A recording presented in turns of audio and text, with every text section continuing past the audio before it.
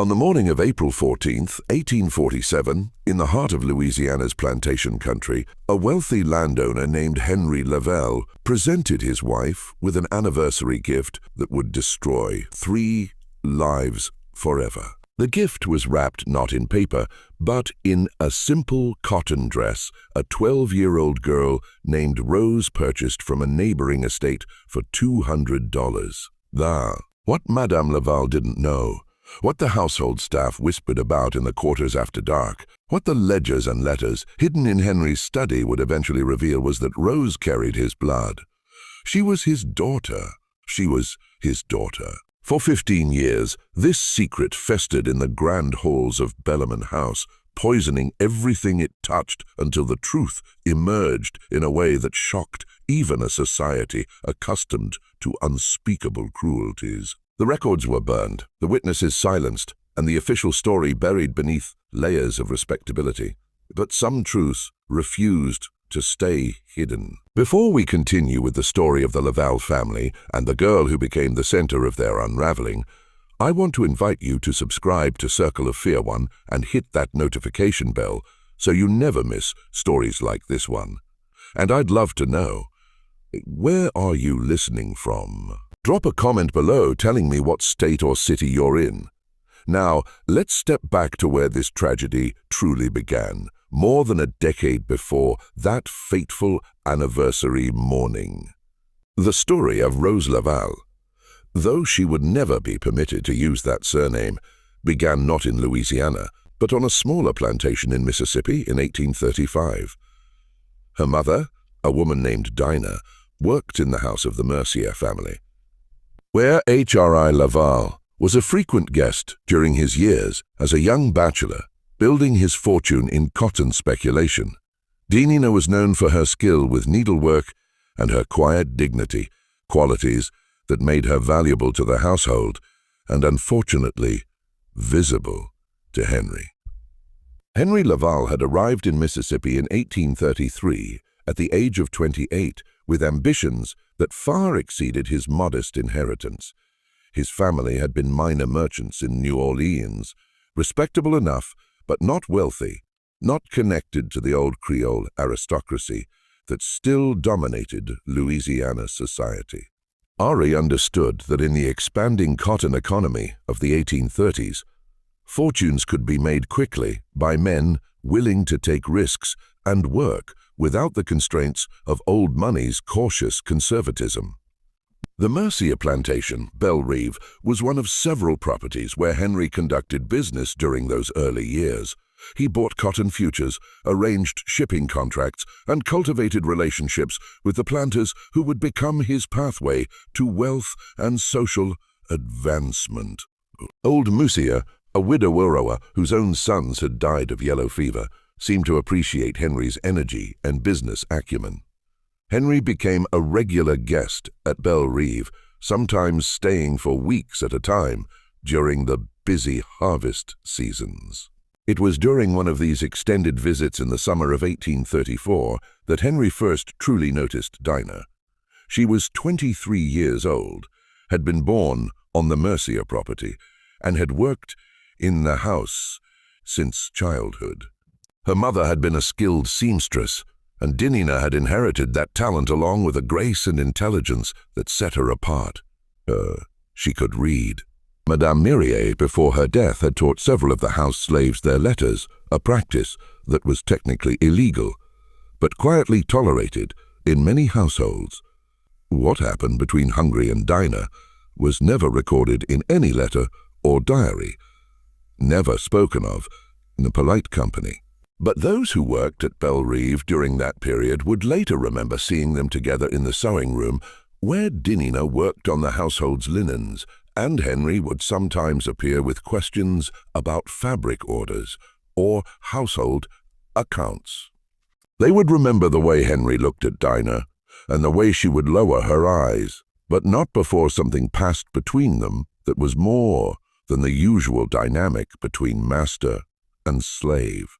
The relationship, if it could be called that, lasted through the fall of 1834. Henry was young, far from home, and operating in a world where white men's access to enslaved women was simply an accepted reality, rarely questioned and never punished. Dina had no power to refuse, no protection, no choice. Whether there was any genuine feeling between them, or whether it was simply another exercise of power disguised as romance, is impossible to know. What is certain is that by December of 1834, Dina knew she was pregnant. She told no one at first. In a world where enslaved women's bodies were not their own, pregnancy was always complicated. It could mean increased value as a potential mother of more slaves, or it could mean punishment if the father was white, and the situation threatened to become publicly awkward. Dina watched and waited, trying to gauge what Henry's reaction would be, whether he would acknowledge any responsibility or simply disappear back to New Orleans and leave her to face the consequences alone. Henry left Belle Reve in January of 1835, returning to New Orleans for the social season. He did not come back to Mississippi that spring. Whether he knew about Dana's pregnancy before he left, or whether he simply moved on to other business opportunities and other plantations, the records don't say. But by the time Rose was born in August of 1835, H.R.I. Laval was already courting Celeste Dufresne in New Orleans, already building the respectable life that would eventually lead to his marriage and establishment as a prominent planter. Dina gave birth to Rose in the quarters at Belle Reve, attended by the other enslaved women who served as midwives and nurses. The baby was lighter-skinned than her mother, with features that would become more pronounced as she grew. The shape of her eyes, the line of her jaw, the way she held her head. To anyone who had known H.R.I. Laval, the resemblance would eventually become unmistakable. Old Monsieur Messier was not a cruel man by the standards of his time and place, but he was practical. He understood what Rose's existence meant, understood the delicate situation it created. He also understood that Henri Laval was becoming an increasingly important business connection, a young man on his way to significant wealth and influence. So M.S.U. Mercier made a decision. Janina and her daughter would remain at Belle Reve, would be well treated, and the matter would not be discussed. It was a solution that maintained everyone's dignity, or at least the appearance of it. Rose grew up in the quarters at Belle Reve, learning to work alongside her mother. She was a bright child, quick to learn, and Dina taught her everything she knew about sewing and household management. But Dina also taught her daughter something else: how to be invisible, how to keep her eyes down and her thoughts hidden, how to survive in a world that saw her as property. These were lessons that would serve Rose well in the years to come, though they could not protect her from everything. Henry Laval visited Belle Reve occasionally during Rose's childhood, though less frequently than in his bachelor years. He was married now, established at his own plantation in Louisiana, focused on building his cotton empire.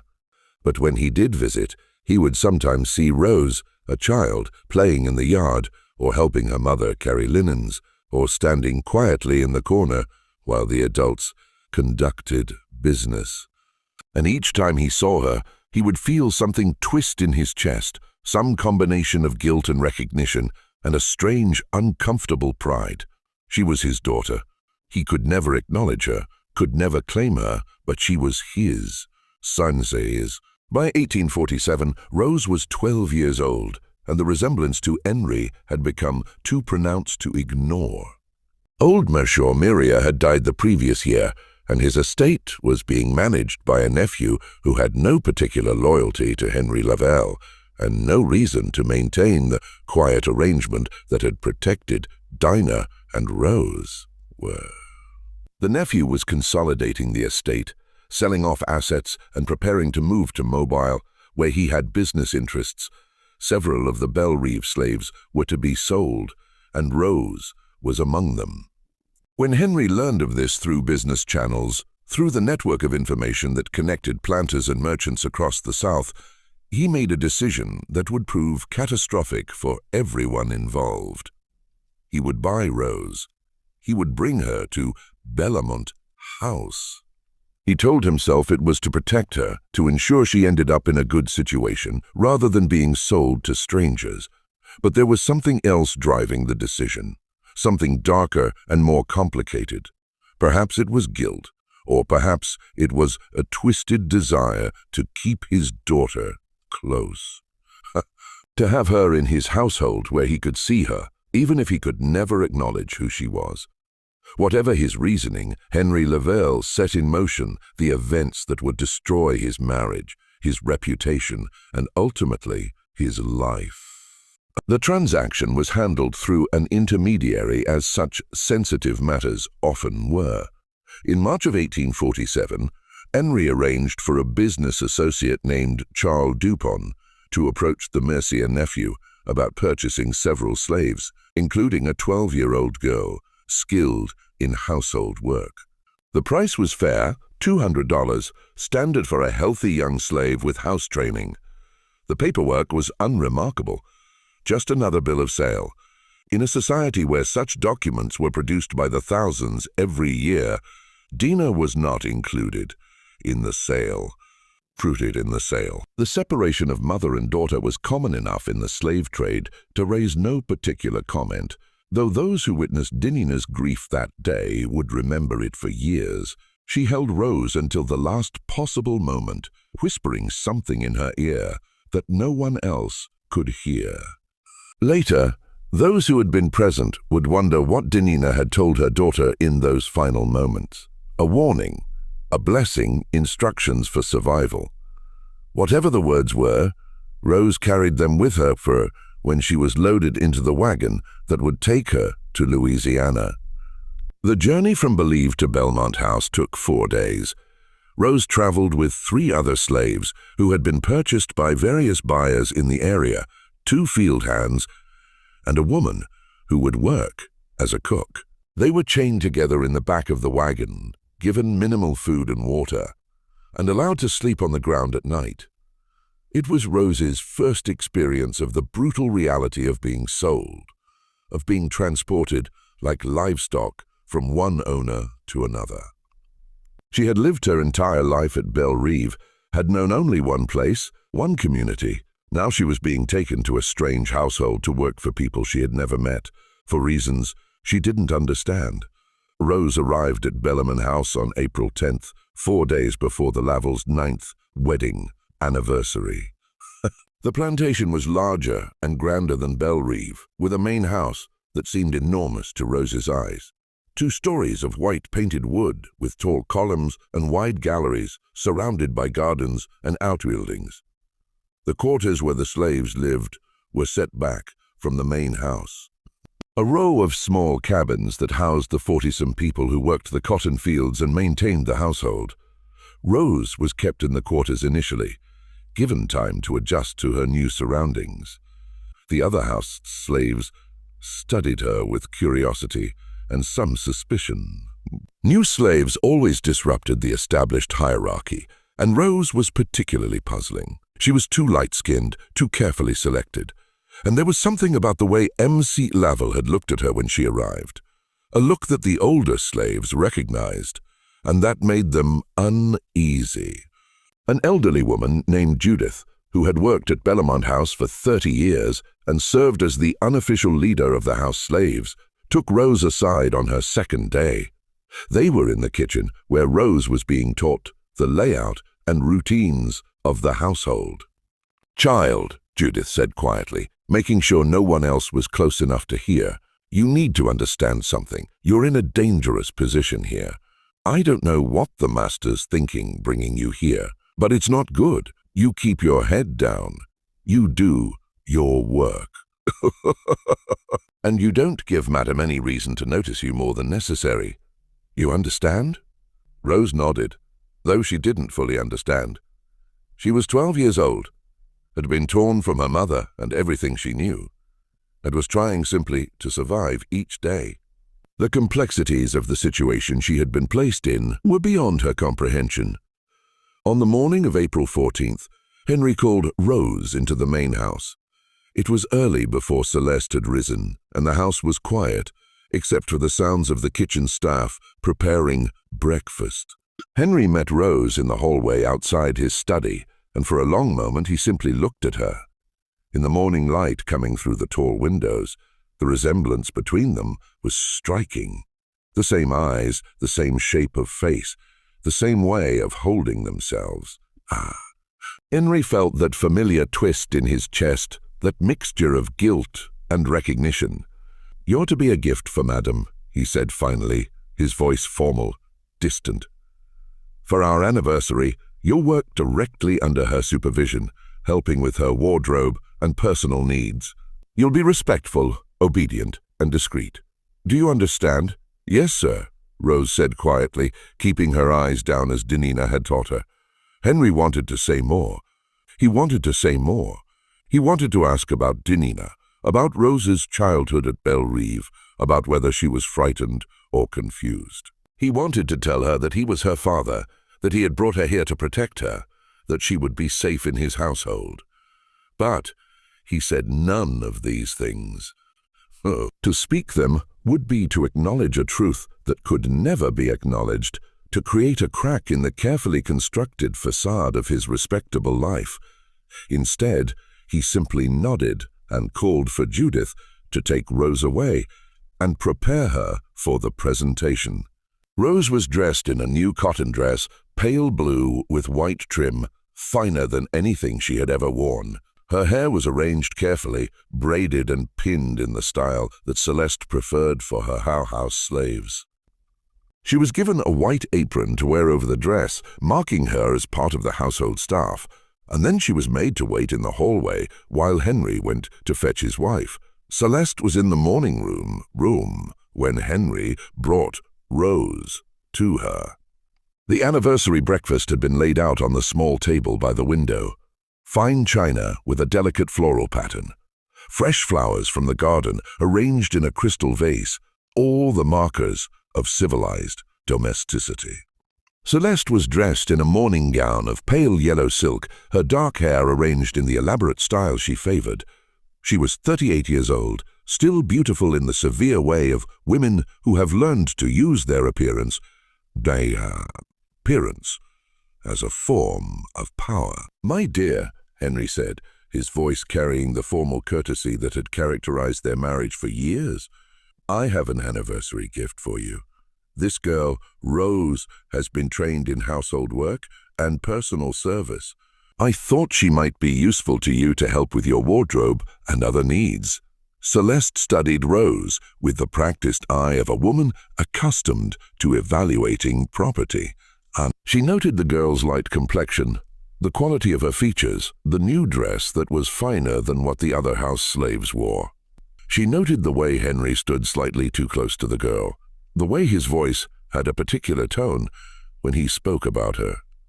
And then Celeste looked at Rose's face, really looked at it and saw something that made her blood run cold. The girl had Henry's eyes, the same unusual shade of grey-green, the same shape, the same way of looking out at the world. It was unmistakable once you saw it, impossible to unsee. Celeste felt something crack inside her chest, some final illusion about her marriage, shattering like the crystal vase on the table, would shatter if she threw it against the wall. But Celeste had been trained since childhood in the art of maintaining appearances, of never showing emotion in public, of preserving dignity, no matter what private pain she might be feeling. So she smiled, a cold, perfect smile, and nodded her acceptance. "How thoughtful of you, Henry," she said, her voice smooth as silk and just as cold. "I'm sure she'll be very useful. Rose, you may go to the kitchen and help with clearing the breakfast dishes. I'll call for you when I need you." Rose curtsied. Judith had taught her that the night before and fled from the room. She could feel the tension between Monsieur and Madame Laval, could sense that something terrible was happening, even if she didn't understand what it was. She went to the kitchen and stood in the corner, trembling, while the other slaves exchanged knowing looks. Henry and Celeste were left alone in the morning room. They sat down to their anniversary breakfast, and for several minutes neither of them spoke. Henry ate mechanically, not tasting the food. Celeste sat perfectly still, her hands folded in her lap, her face composed. Finally, Henry said, "She's a good worker. The Mercier family spoke highly of her training." "The Mercier family," Celeste repeated softly. "In Mississippi, where you spent so much time before we were married." Henry's hand froze halfway to his mouth. He sat down his fork, carefully. "Yes, I did business with them for several years. And this girl," Celeste continued, her voice still soft, still perfectly controlled. "She was born there at the Mercier plantation." "I believe so." "How old is she?" 12. Celeste did the mathematics in her head. 12 years old. Born in 1835, Henry had been doing business with the Mercier family in 1834 and 1835 before their marriage, before he had even begun courting her. "She has your eyes," Celeste said finally, looking directly at her husband. "Did you think I wouldn't notice?" Ari said nothing. What could he say? Denial would be insulting to both of them. Admission would force them both to confront a truth that their society had carefully constructed elaborate fictions to avoid confronting. "I see," Celeste said after a long silence. She stood up, smoothing her skirt with hands that trembled only slightly. "Thank you for the anniversary gift, Henry. It's very illuminating." She walked out of the morning room with her head high, her back straight, every inch the aristocratic lady she had been raised to be. But inside, Celeste Dufresne Laval was calculating, planning, and nursing a rage that would poison everything it touched for the next 15 years. The first weeks of Rose's life at Belmont House established patterns that would persist for years. She was assigned to work directly under Celeste's supervision, which meant she was constantly in the mistress's presence. She helped Celeste dress in the morning, arranged her hair, maintained her wardrobe, served her meals when she took them in her room, and attended to countless small tasks throughout the day. Celeste was never cruel in any obvious way. There were no beatings, no deprivations of food, nothing that would have been remarked upon by visitors or other staff. But there was a coldness in how Celeste treated Rose, a particular quality of attention that felt more like surveillance than supervision. She watched Rose constantly, studied her face, compared her features to Henry, and she found ways to remind Rose, subtly but constantly, of her powerlessness. Rose would be made to stand for hours holding items while Celeste decided whether to use them. A shawl, a book, a fan. She would be sent to fetch something from another room, only to be told, when she returned, that it was the wrong item, that she should have known better, that she needed to pay more attention. She would be given tasks that were impossible to complete perfectly, mending linens with stitches so small they could barely be seen, polishing silver until it showed no fingerprints whatsoever. Arranging flowers in vases according to specifications that changed each time Rose thought she had understood them. It was work designed not for productivity, but for control, for the constant reinforcement of Rose's powerlessness and Celeste's absolute authority. And it was effective. Within a month, Rose had learned to move through the house like a ghost, silent and invisible, trying desperately not to draw any more attention than necessary. The other slaves at Belmont House understood the situation, or at least understood enough to know that Rose occupied a strange and dangerous position. Some pied her. Judith, the elderly woman who had tried to warn Rose on her first day, would sometimes slip her extra food or a kind word when Celeste wasn't watching. But others resented Rose for the attention she received, even if that attention was poisonous. She was a house slave, which already set her apart from the field workers. She worked directly for Madame, which gave her a certain status. And there was the matter of her light skin, her obvious connection to the master, the special treatment she had received even before arriving at Belmont House. Rose had no real friends in the quarters, no confidants.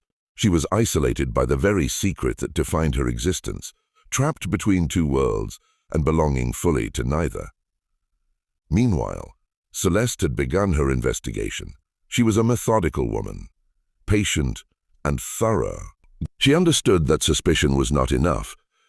She needed confirmation, needed to know exactly what had happened between Ari and this girl's mother, needed to understand the full scope of her husband's betrayal. She began by writing letters, casual correspondence with acquaintances in Mississippi, women she had met during visits to New Orleans, wives of planters who did business with Henry. The letters were full of the usual social pleasantries, but they also contained careful questions. Did you know the Mercier family? Such a tragedy about old Monsieur Mercier's death. I understand they've sold several of their people recently. There was a girl, Rose, who came to work for us. Such a well-trained young thing. Do you know anything about her background? The responses came slowly over the summer of 1847. Most contained nothing useful, just vague pleasantries and expressions of sympathy for the Mercier family's losses. But then in August, a letter arrived from a woman named Madame Rousseau, whose husband owned a plantation neighboring Belle Rive. The letter was full of gossip, as Madame Rousseau's letters always were. She wrote about the weather, about the cotton crop, about various social events and scandals. And then, almost as an afterthought, she wrote, "You mentioned the girl Rose who came to work for you." "Yes. I remember her mother Dinah. Such a skilled seamstress. There was some talk years ago about the circumstances of Rose's birth. You know how people gossip. Your husband was a frequent visitor at Belle Rive in those days before your marriage." "Of course. I'm sure it's nothing, just the usual plantation rumors, but the girl does have rather distinctive features, doesn't she?" Celeste read the letter 3 times, standing by the window in her bedroom, where the afternoon light fell across the page. The phrasing was delicate, the implications carefully veiled, but the message was clear enough. Her suspicions were confirmed. Rose was Hongris' daughter, born of a relationship with an enslaved woman during his bachelor years in Mississippi. That evening, Celeste confronted Henry in his study. It was after dinner and the house was quiet. She closed the door behind her and stood in front of his desk, the letter from Madame Rousseau in her hand. "I know," she said simply. Henry looked up from the ledger he had been reviewing. "Two. Fajr." He saw the letter, saw the expression on his wife's face, and understood immediately what she meant. "Celeste," he began. "Don't," she interrupted, her voice sharp. "Don't insult me with denials or explanations. I know what you did. I know who that girl is, and I know that you brought her into this house, into my household, as some sort of what? Penance, attempt at protection, a way to keep your bastard daughter close while maintaining your respectable facade." Henry stood up, his face flushing. "It wasn't like that. I was trying to help her. The Mercier estate was being sold, and she would have been sent to God knows where. I thought if I brought her here—" "You thought you could have it both ways," Celeste said coldly. "You thought you could keep your daughter as your slave, could see her every day, could feel better about yourself for protecting her, all while never having to actually acknowledge what you'd done or face any real consequences for it. And you thought I would never know, or that if I did know, I would simply accept it like a good wife and say nothing. What do you want me to do?" Henry asked, his voice tired. "She's here now. She's a child. Whatever happened with her mother was 12 years ago, before we were married." "I can't change the past." "No," Celeste agreed, "but you can change the present. You can sell her. Send her away. Remove this reminder of your indiscretion from my house." Henry shook his head. "I won't do that. She's safe here. She's being treated well. To sell her now would be to condemn her to who knows what kind of situation." "How noble of you," Celeste said, her voice dripping with sarcasm. "How very noble. to keep your slave daughter in your household where you can feel virtuous about protecting her while she serves your wife. Do you not see how twisted this is? How insulting it is to me to have to look at her every day to see your eyes looking back at me from her face. I'm sorry, Henry said quietly. I'm sorry for all of it, but I won't sell her. That's final. Celeste stared at her husband for a long moment. Then she smiled, a cold, terrible smile that made Henry take a step back. Very well, she said. She stays, but understand this, Henry. She is my property now. You gave her to me as a gift. Remember, that means I decide how she's treated, what work she does, what happens to her. You've absolved yourself of responsibility by making her mine. So she's mine, and you will not interfere with how I choose to manage my own property. She turned and walked out of the study, leaving Henry standing alone among his ledgers and account books, surrounded by all the evidence of his wealth and success, and feeling more powerless than he had ever felt in his life. From that night forward, the dynamic at Bellamont House shifted into something darker. Celeste's treatment of Rose became more pointed, more deliberately cruel in small ways. The tasks became more tedious, the standards more impossible, the criticism more constant, and Henry, bound by his own words and his own guilt, could do nothing but watch. The years between 1847 and 1852 saw Rose grow from a frightened child into a young woman trapped in an impossible situation. She understood by now, through overheard conversations and the way Celeste looked at her, that Henry was her father. But this knowledge brought no comfort, no protection. If anything, it made her position more precarious. Rose learned to read Celeste's moods, to anticipate her needs, to make herself as invisible as possible.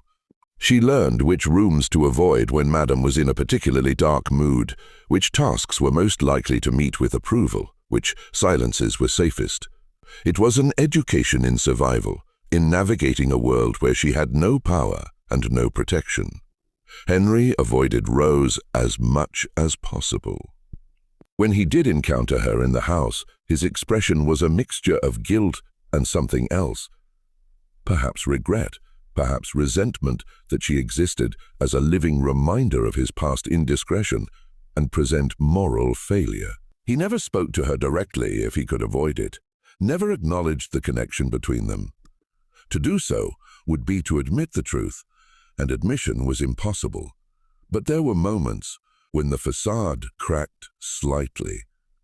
Once when Rose was 14, she was carrying a heavy tray of dishes from the dining room to the kitchen when she stumbled on the stairs. The tray fell and china shattered across the floor. Rose stood frozen, knowing that such carelessness would result in punishment, probably being denied dinner, possibly being whipped by the overseer if Celeste was angry enough. Henry had been in the hallway and had seen the accident. He saw Rose's face, saw the fear there, and something in him broke. He called for Judith to clean up the mess and told Rose to go to the kitchen. When Celeste came to investigate the noise and demanded to know who was responsible, Henry said it had been one of the other slaves, that the matter had been dealt with, that Celeste needn't concern herself. Oh. It was a small protection, a small lie, but it was the only thing Henry could offer. And Rose, standing in the kitchen and listening to her father lie to protect her, felt a complicated mixture of gratitude and grief. And grief, he was her father, and he cared enough to lie for her.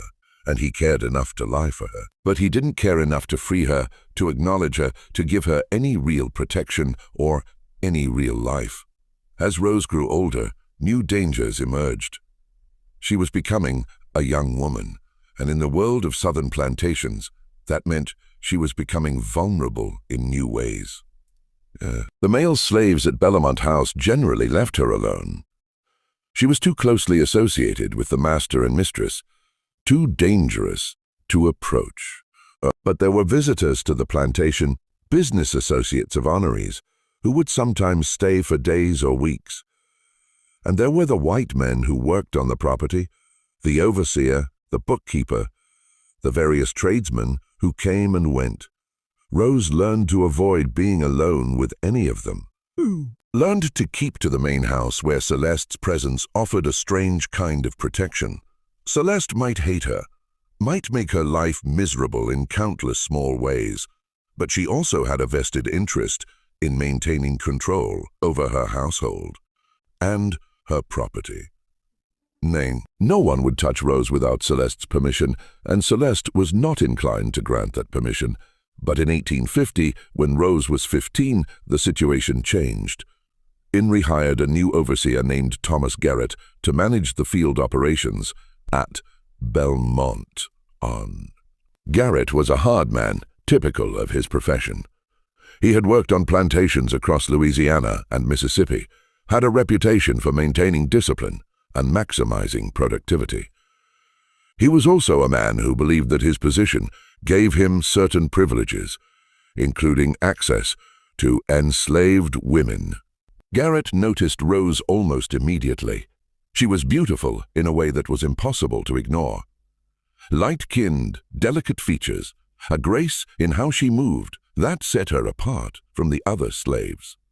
And there was something else about her, something in her bearing that suggested she was different, special, connected to the master's household in some significant way. Garrett began to pay attention to Rose, finding excuses to be near the main house, making comments that started as seemingly innocent observations and gradually became more pointed. He would compliment her appearance, ask her questions about her work, suggest that she must get lonely working in the big house all day. Rose understood the danger immediately. She had seen what happened to slave women who caught the attention of white men, had heard the stories whispered in the quarters. She tried to avoid Garrett, but it was difficult. He had legitimate reasons to be around the main house. He needed to report to Henry about the field operations, to coordinate with the house staff about supplies and schedules, and he was clever about his pursuit, never doing anything obvious enough to be reported, never crossing the line in ways that could be clearly documented. Rose finally worked up the courage to mention Garrett's behavior to Celeste. It was a desperate move, but she hoped that the mistress might intervene, if only to protect her property. She waited until she was helping Celeste dress one morning when they were alone in the bedroom. "Madam," Rose said quietly, her voice shaking, "I need to tell you something. The overseer, Mr. Garrett, he's been paying attention to me, saying things. I'm afraid of what he might do." Celeste continued fastening her dress, not looking at Rose. For a long moment, she said nothing. Then finally, she turned and looked at the girl with cold eyes. "You will manage your own difficulties," Celeste said flatly. "Do not bring such matters to me again. You are not a child anymore, Rose. You should be capable of handling the attention of men without running to me for protection." Rose felt something die inside her chest. She had known that Celeste hated her, had known that she could expect no kindness from the woman who owned her. But she had hoped desperately that Celeste's sense of property rights, her desire to maintain control over her household, would offer some protection. Instead, Celeste was making it clear that Rose was on her own, that whatever happened to her was her own problem. "Yes, madam," Rose whispered and said nothing more. The rejection was devastating, but it also clarified Rose's situation with brutal honesty. She was truly alone. Henry wouldn't protect her, because to do so would be to acknowledge their relationship. Celeste wouldn't protect her because she wanted Rose to suffer. The other slaves couldn't protect her because they had no power. Rose was trapped in a situation where she was vulnerable to any white man who decided to take an interest in her with no recourse and no hope of intervention. She began to plan. It was a desperate, probably hopeless plan, but it was all she had. She would save every penny she could get her hands on. Tips from visitors, coins found in the laundry, anything. She would learn everything she could about the world beyond Bellamont House, about routes north, about people who might help escape slaves, and when the time was right, when she had enough resources and enough knowledge, she would run. It was a fantasy, really. The chances of a young enslaved woman successfully escaping from Louisiana to freedom in the North were infinitesimal. The patrols were constant. The penalties for helping runaways were severe, and the distances were vast. But the fantasy gave Rose something to hold on to, some sense of agency in a life where she had none. The summer of 1852 brought the crisis that would accelerate the tragedy unfolding at Bellamont House. Thomas Garrett's attention to Rose had become increasingly aggressive over the past 2 years. He had progressed from comments to touches. A hand on her arm when she passed him in the yard, fingers brushing against hers when she handed him something, a grip on her shoulder that lasted too long. Rose had been doing everything in her power to avoid being alone with him. But on a humid afternoon in July, her luck ran out. She was working in the laundry house behind the main building, a small structure where the household's linens were washed and ironed. It was hot, exhausting work, and Rose was alone. The other woman who usually worked with her was sick, confined to the quarters with a fever. Rose was bent over the washing tub, scrubbing at a stained tablecloth when she heard the door open behind her. She turned and saw Thomas Garrett standing in the doorway, blocking the only exit. He was smiling, but it was not a kind smile. "Afternoon, Rose," he said, stepping inside and closing the door behind him. "Thought I'd come see if you needed any help with that heavy work." "No, thank you, sir," Rose said, her voice steady despite the fear rising in her throat. I'm managing fine." "I'm managing fine." "Now that's not very friendly," Garrett said, moving closer. "I've been trying to be nice to you for 2 years now, and you just keep running away. That's not polite, Rose. That's not respectful." Rose backed away, but there was nowhere to go. The laundry house was small, and Garrett was between her and the door. She looked around desperately for something she could use as a weapon. But there was nothing, just tubs of water and piles of linens. "Please, sir," she said, hating the pleading tone in her voice, but unable to stop it. "Please, just let me finish my work. Madam will be angry if the laundry isn't done." "Madam doesn't need to know about this," Garrett said, reaching for her. "This can be our little secret." What happened next happened fast. Garrett grabbed Rose's arm, pulling her toward him. Rose tried to pull away, and he slapped her hard enough to make her ears ringing. She stumbled backward, hit the edge of the washing tub, and fell. Garrett was on her immediately, his weight pinning her down, his hands tearing at her dress. Rose fought. She scratched at his face, tried to scream, kicked and twisted, and did everything she could to get away. But Garrett was stronger, and he was angry now. Angry that she was resisting. Angry that she wasn't submitting quietly like he thought she should. The struggle lasted several minutes, though to Rose it felt like hours. At some point, she managed to grab a wooden washing paddle and hit Garrett across the side of the head with it. He reeled back, cursing, and Rose scrambled to her feet and ran for the door. She went quietly, understanding that resistance would only make things worse. As she was being led away, she looked back at the main house and saw Henry standing at the window of his study, watching. Their eyes met for a moment, and Rose saw something in her father's face that might have been grief or might have been guilt. Then he turned away, and Rose was taken to jail. Just when we thought we'd seen it all, the horror in Bellamont House intensifies. If this story is giving you chills, share this video with a friend who loves dark mysteries. Hit that like button to support our content, and don't forget to subscribe to never miss stories like this. Let's discover together what happens next. The trial of Rose for theft was scheduled for August 3rd, 1852, 3 weeks after her arrest. She spent those weeks in the parish jail, a small stone building that held perhaps a dozen prisoners at any given time. The conditions were harsh, She was kept in a cell with 2 other women, given minimal food and water, and allowed outside only for brief periods, each day. But the physical hardship was nothing compared to the psychological torment of knowing that she was being punished not for anything she had done, but simply for existing, for being the living evidence of Henri Lavel's past and Celeste Lavel's humiliation. Henri visited the jail once during those 3 weeks. He came late at night when few people would see him, asked to speak with Rose privately. The jailer, who knew Henri and depended on his goodwill for various business matters, allowed it. Father and daughter sat across from each other in the small visiting room, separated by a wooden table.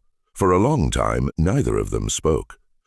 Henri looked at Rose, at her bruised face, her thin frame, the hopelessness in her eyes, and felt shame so profound it was almost physical. "I'm sorry," he said finally. "I'm sorry for all of it, for bringing you here, for not protecting you, for being too weak to do what I should have done." Rose said nothing. What was there to say? Sorry didn't change anything. Sorry didn't free her from jail, didn't erase the past 7 years. Didn't give her back her mother or her childhood or any hope for a future. "The trial," Henri continued, his voice low. "Celeste is determined to see you convicted. She wants you sent to the state prison or sold out of state, or I don't know what she wants exactly. Revenge, I suppose, for everything." "And what do you want?" Rose asked, speaking for the first time. Her voice was flat, emotionless. Henri looked at his hands. "I want to make this right, but I don't know how.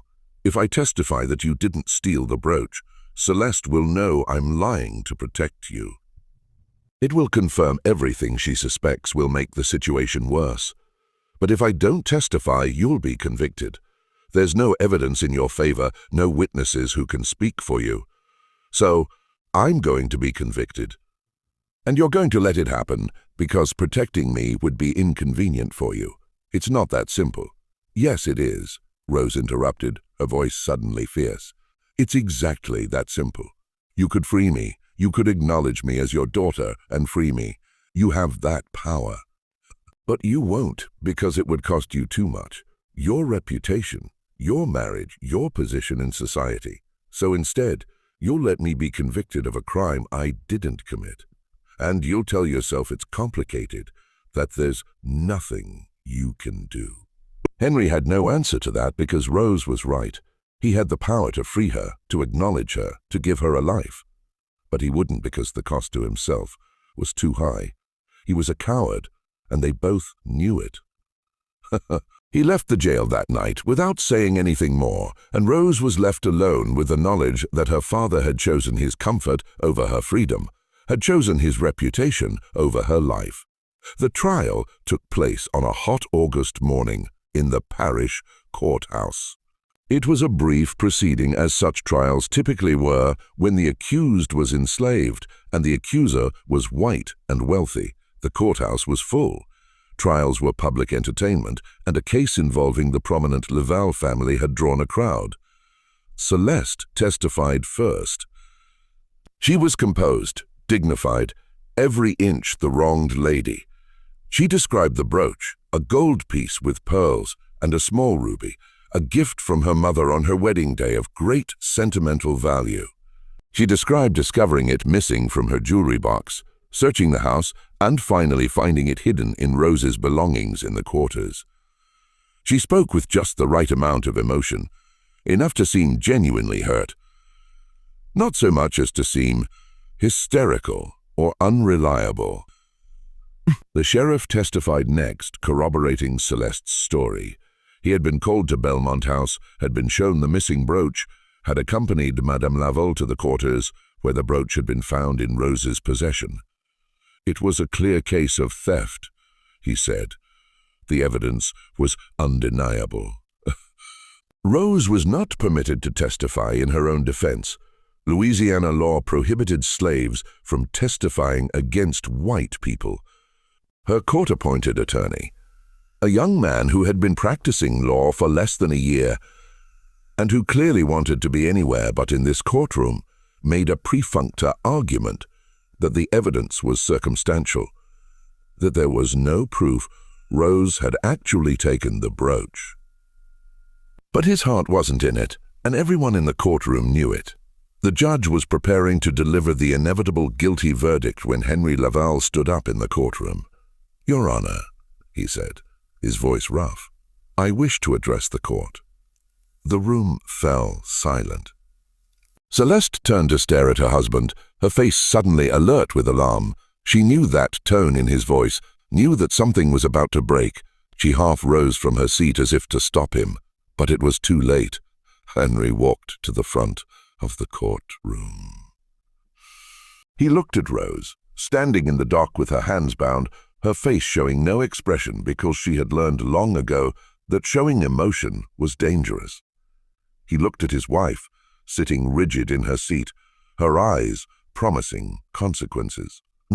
He looked at the judge, at the crowd of spectators, at all the people who represented the society he had worked so hard to be accepted by, and then he made his choice.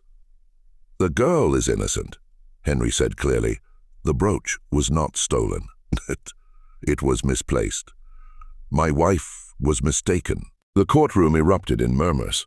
The judge banged his gavel for silence. Celeste had gone white, then red, her hands gripping the arms of her chair so tightly her knuckles showed pale. "Monsieur Laval," the judge said carefully, "are you certain? This is a serious accusation to retract." "Are you saying that your wife has lied to this court?" Henry hesitated. He could feel Celeste's eyes on him, could feel the weight of what he was doing. If he continued, if he publicly contradicted his wife, he would be humiliating her in front of the entire parish. Their marriage would be destroyed. His reputation would be damaged. People would ask questions about why he was so determined to protect this particular slave girl. But if he didn't continue, Rose would be convicted. She would be sent to the state prison or sold to a chain gang or transported to the deep south where the conditions were even harsher than in Louisiana. She would suffer, possibly die, because of his cowardice. Or he thought of the night he had visited Rose in jail, of the way she had looked at him with his own eyes and told him he was choosing his comfort over her freedom. He thought of Dinina, Rose's mother, whom he had used and abandoned. He thought of all the choices he had made, all the ways he had failed to be the man he should have been. "I am saying," Henry said slowly, "that there has been a misunderstanding. The brooch was not stolen. I asked the court to dismiss the charges and release the girl to my custody. To my custody." The judge looked at Celeste, who sat frozen in her seat, her face a mask of fury and humiliation. He looked at Henry, who stood with his shoulders back and his head high, looking more determined than anyone had seen him look in years. And the judge, who was a practical man and who understood that he was witnessing the public dissolution of one of the parish's most prominent marriages, made the only decision he could make. "The charges are dismissed," he said, banging his gavel. "The defendant is released." Rose was unbound and released from the dock. She stood there for a moment, not quite believing what had happened, not quite trusting that she was actually free. Then Henry walked over to her and said quietly, "Come with me." They walked out of the courthouse together, father and daughter. While the crowd whispered and stared, Celeste remained in her seat, too shocked and too angry to move.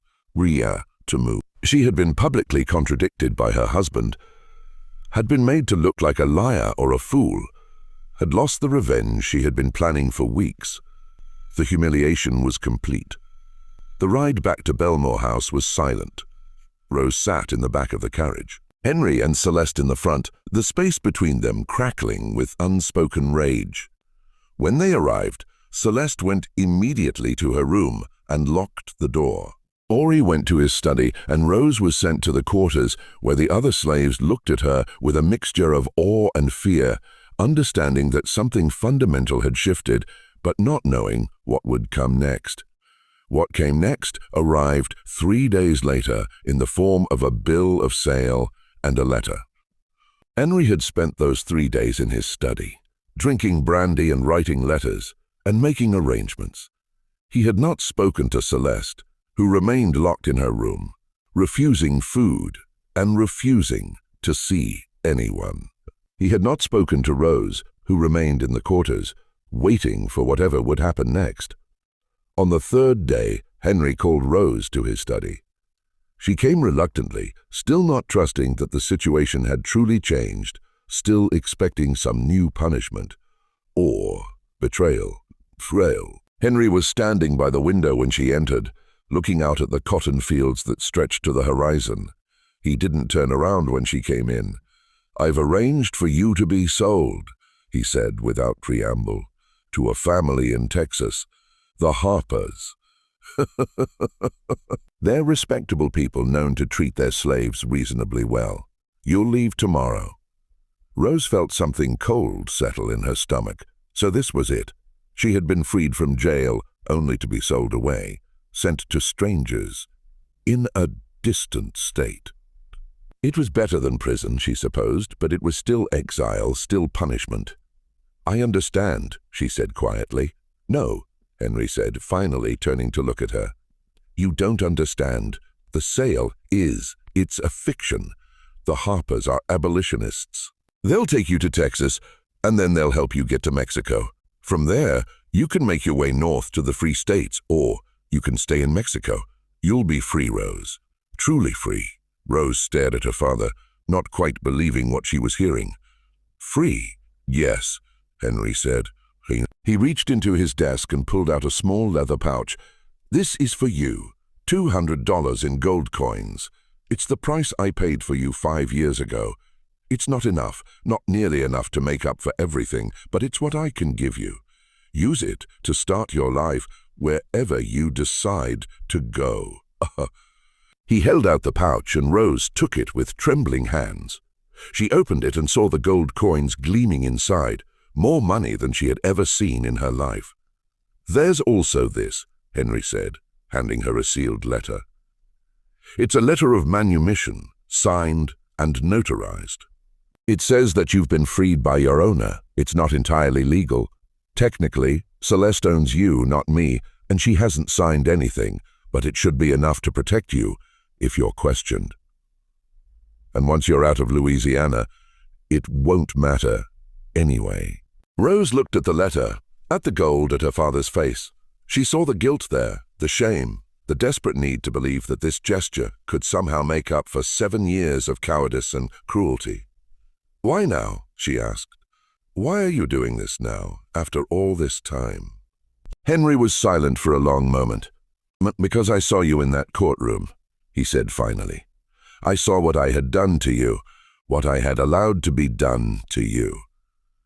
And I realized that if I didn't act then, if I let you be convicted and sent away, I would never be able to live with myself. I've made a lot of mistakes, Rose. I've been weak and selfish and cowardly, but I can do this one thing. I can give you your freedom." "What about Madame?" Rose asked. "What will she do when she finds out? I don't know," HRY admitted. "She'll be furious. She may leave me, may divorce me, may make my life hell. But that's my problem, not yours. You'll be gone, and you'll be free, and that's what matters." Rose looked at her father for a long moment. She thought about everything that had happened, about her mother left behind in Mississippi, about 7 years of servitude and humiliation, about all the ways Henry had failed her. And she thought about this moment, about the fact that he was finally doing the right thing, even if it was too late to undo all the harm that had been done. "Thank you," she said quietly. "It wasn't forgiveness." She didn't know if she could ever forgive him, but it was acknowledgement, recognition that he was trying in his inadequate way to make amends. Henry nodded. He looked like he wanted to say more, wanted to embrace her, or offer some final words of wisdom or apology. But he didn't. The distance between them was too great, the damage too profound. Instead, he simply said, "The Harpers will be here tomorrow morning. Be ready." Rose left the study and returned to the quarters. She told no one about the conversation, about the plan, about the gold and the letter hidden in her dress. She simply packed her few belongings and waited for morning. The Harpers arrived at dawn. They were a middle-aged couple, quiet and serious, who conducted their business with Henry quickly and efficiently.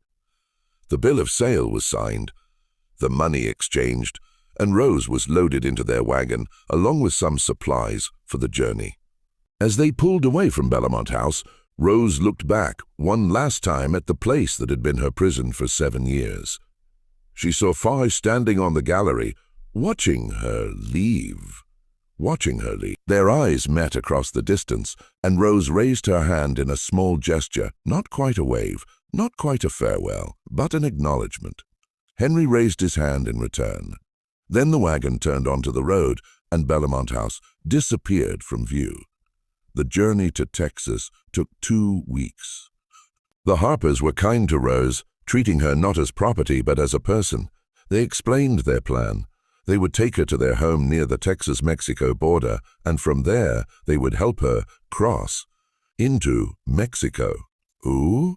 They had contacts there, people who could help her establish herself, find work, build a life. Rose listened to all of this with a sense of unreality. Freedom had been an abstract concept for so long, a fantasy she barely allowed herself to imagine. Now it was becoming real, and she didn't quite know how to process it. They reached the Harpers' home in late August. It was a small ranch, isolated and quiet, far from the major towns in the eyes of authorities. The Harpers gave Rose a room, fed her, and treated her with a kindness she had almost forgotten existed, and after a few days of rest, they helped her cross the border into Mexico. Rose spent the next year in a small town in northern Mexico, working as a seamstress and learning Spanish. She used Henry's gold carefully, saving most of it while she established herself. And in 1853, she made the decision to continue north to the United States, to the free states where slavery was illegal. The journey was long and dangerous.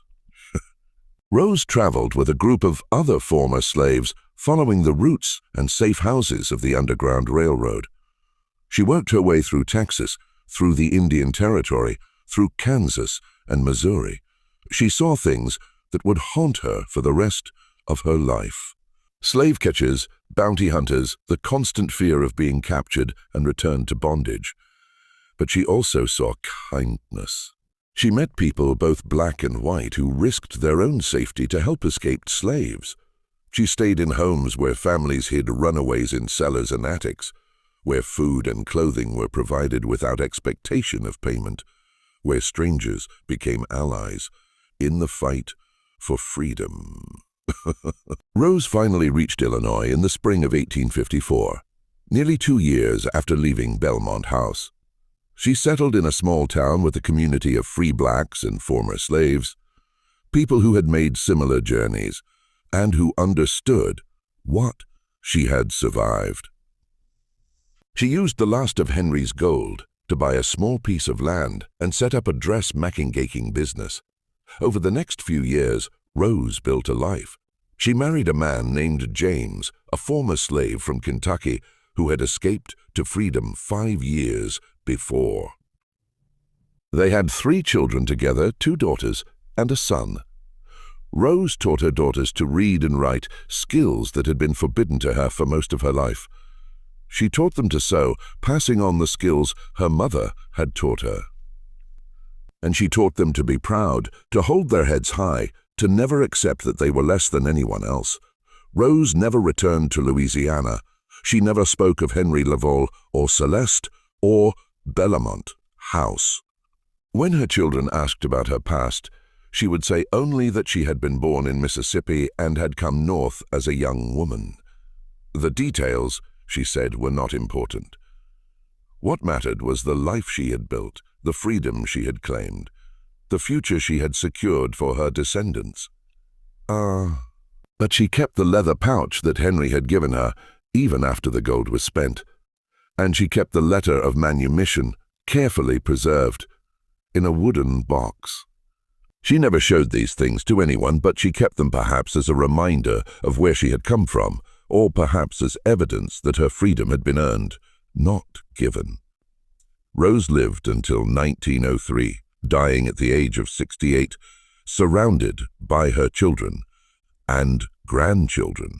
She had seen the Civil War end slavery, had seen Reconstruction and its failures, had seen the rise of Jim Crow and the continued struggle for true equality.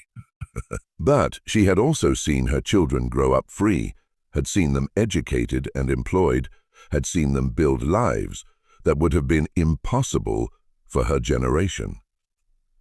At her funeral, her eldest daughter spoke about Rose's strength, her resilience, her determination to build a better life for her family, but she didn't speak about Rose's past because she didn't know it.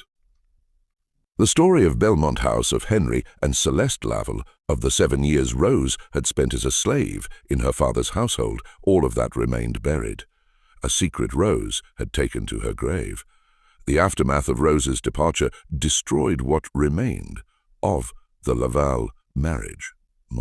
Celeste never forgave Henry for his public humiliation of her in the courtroom, and she never forgave him for freeing Rose.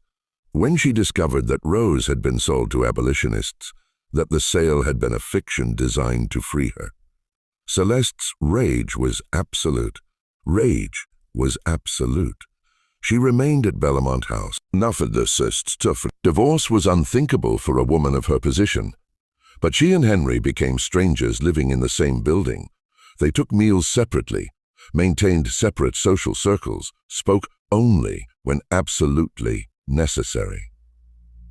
Celeste threw herself into managing the household and the plantation's social obligations, maintaining her position in New Orleans society through sheer force of will and careful attention to propriety. No, but she was a changed woman, harder and colder than before, with a bitterness that everyone could see but no one dared mention. Henry's health declined rapidly after 1852.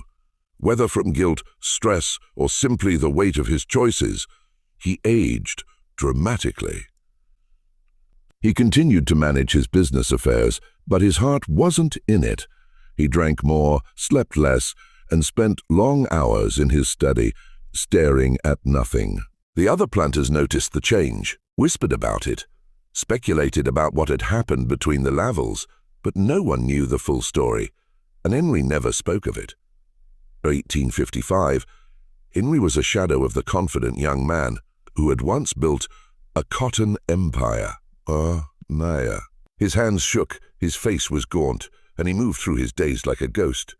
The doctor who examined him said there was nothing physically wrong, that his symptoms were the result of nervous exhaustion and melancholia. But Henry knew better.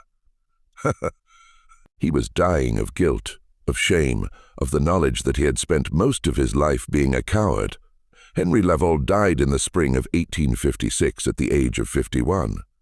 The official cause of death was listed as a failure of the heart, which was more accurate than the doctor knew. He was buried in the family plot in New Orleans with a funeral attended by all the prominent families of Louisiana society. Celeste stood at the graveside in black silk, her face composed, accepting condolences with grace and dignity. No one would have guessed that she felt nothing but relief that her husband was finally gone. Celeste inherited everything: the plantation, the slaves, the investments, all of Henry's considerable wealth. She managed it all with the same cold efficiency she had always displayed, but she became increasingly reclusive. The social position she had guarded so carefully seemed to matter less to her after Henry's death. She was seen less frequently in New Orleans, spent more time alone in the house that had been the stage for so much quiet tragedy. The Civil War came in 1861, and Belmont House, like all the plantations of the South, was caught up in the chaos. Celeste's wealth was largely in Confederate bonds and currency, which became worthless when the South lost. The slaves were freed by the Emancipation Proclamation, and many of them left Belmont House immediately, heading north or to the cities in search of new lives. Phone. Judith, the elderly woman who had tried to protect Rose years before, was among those who left. She went to New Orleans and lived there until her death in 1870, working as a paid seamstress and never speaking of her years at Belmont House. Celeste struggled to maintain the plantation in the post-war years, but it was a losing battle. Without slave labor, without capital to pay workers, without the social and economic structures that had supported the plantation system, Belmont House fell into decline. The fields went unplanted, the buildings fell into disrepair, and Celeste herself became more and more isolated. In the years after the war, the few people who still visited Belmont House reported that Celeste had become strange. She was sometimes seen walking through the empty rooms, talking to herself in French. The freed slaves who had once worked there, now hired as paid servants, said she was arguing with ghosts, with Henry, with her own younger self, with the choices that had brought her to this lonely end. Celeste Drainlevel died in 1871 at the age of 62. She was found in her bedroom, sitting in a chair by the window, looking out at the overgrown gardens. She had been dead for several days before anyone discovered her. She left no heirs, no will, no instructions for her estate. Belmont House was sold to pay debts and eventually fell into ruin. By the early 20th century, it was nothing but a foundation and a few crumbling walls, another forgotten monument to the Old South and all its sins. The truth of what happened at Belmont House remained buried for generations. Photo. The records were scattered, the witnesses dead, the story forgotten. It was only in the 1970s when a historian researching plantation records in Louisiana came across the bill of sale for a 12-year-old girl named Rose, purchased by Henry Level in 1847, that anyone began to piece together the story. The historian, a woman named Dr. Patricia Williams, noticed something odd about the dates and prices in the bill of sale. She began to investigate, tracking down other documents, the trial records from 1852, letters between Celeste and her correspondents in Mississippi, business records from the Mercier plantation, and eventually through a genealogical research project. She made contact with Rose's descendants in Illinois. Rose's greater-granddaughter, a woman named Eleanor, had inherited a wooden box that had belonged to Rose. Inside were the leather pouch, now empty, and the letter of manumission, signed by Henry Level. There was also a small notebook written in Rose's hand that contained a brief account of her life. Not a detailed memoir, but enough to confirm the story that Dr. Williams had been piecing together from the historical records. Dr. Williams published her findings in a scholarly journal in 1978, and the story of Rose and the Lavals became part of the historical record. It was taught in universities, discussed in books about slavery and the antebellum South, used as an example of the moral complexities and human tragedies that the institution of slavery created. But for Rose's descendants, it was more than just history. It was their family story, their heritage. Eleanor and her siblings traveled to Louisiana to see what remained of Belmont House. They stood among the ruins, among the crumbling foundations and overgrown gardens, and tried to imagine what their ancestor had endured there. She survived, Eleanor said, standing where the main house had once been. That's what matters. She survived, and she built a life, and she made sure her children had better. That's her legacy. And it was Rose's legacy was not the suffering she had endured, but the strength she had shown, the life she had built, the freedom she had claimed. Her story was a testament to the resilience of the human spirit, to the ability to survive impossible circumstances and emerge with dignity intact.